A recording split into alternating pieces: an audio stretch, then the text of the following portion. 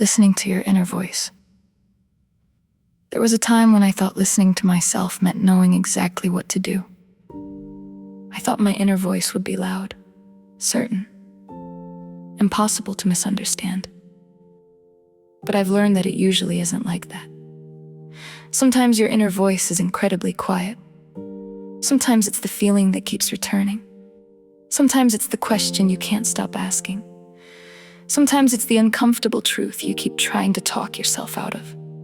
Sometimes it's the sense that something needs to change before you can even explain why. And sometimes it's simply the quiet inside you that says, pay attention.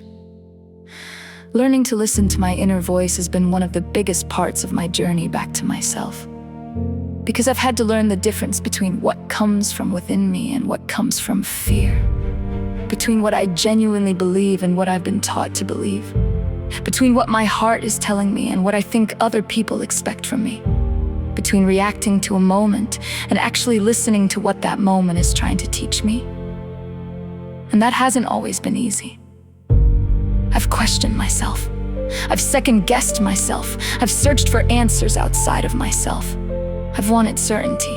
I've wanted signs. I've wanted someone to tell me what everything meant. But eventually I began realizing that sometimes the greatest wisdom comes when I stop demanding an immediate answer and simply become quiet enough to listen. My inner voice has taught me things I couldn't have learned by constantly looking outward. It's taught me to ask better questions. It's taught me to examine my own motives. It's taught me to acknowledge when I'm hurting. It's taught me to recognize when something no longer feels right. It's taught me that growth can be uncomfortable. And perhaps most importantly, it's taught me that listening to myself doesn't mean believing every thought that enters my mind. Discernment matters. Fear can be loud. Anxiety can be loud. Anger can be loud. Other people's opinions can be loud. The world can be incredibly loud. My inner voice often isn't. So I have to slow down enough to hear it. I write, I pray, I sit quietly. I reflect, I create. I give myself time before making important decisions. I ask myself, what am I actually feeling? What am I afraid of? What do I know? What am I assuming? What keeps coming back to my heart even after the emotions settle? And sometimes, I don't get an answer immediately. I've learned that that's okay. Not every question needs an instant answer.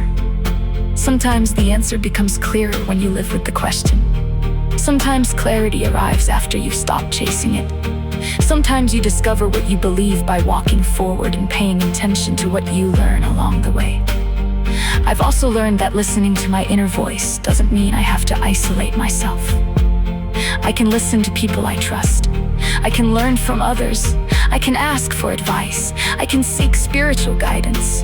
But ultimately, I still have to live with my choices. So I have to develop a relationship with the person who will be there for every decision I make, myself. And that's part of remembering who I am.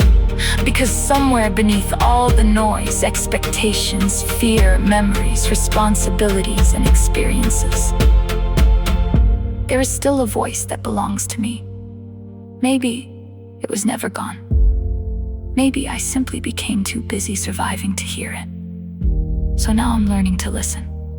Not perfectly, not fearlessly, but honestly. And when I don't know what to do, I don't always force an answer. Sometimes I breathe. I get quiet. I ask the question. And then I listen. Because coming home to yourself means learning to trust that you are worth listening to. Your inner voice doesn't always shout. Sometimes it whispers. The question is, have you become quiet enough to hear it?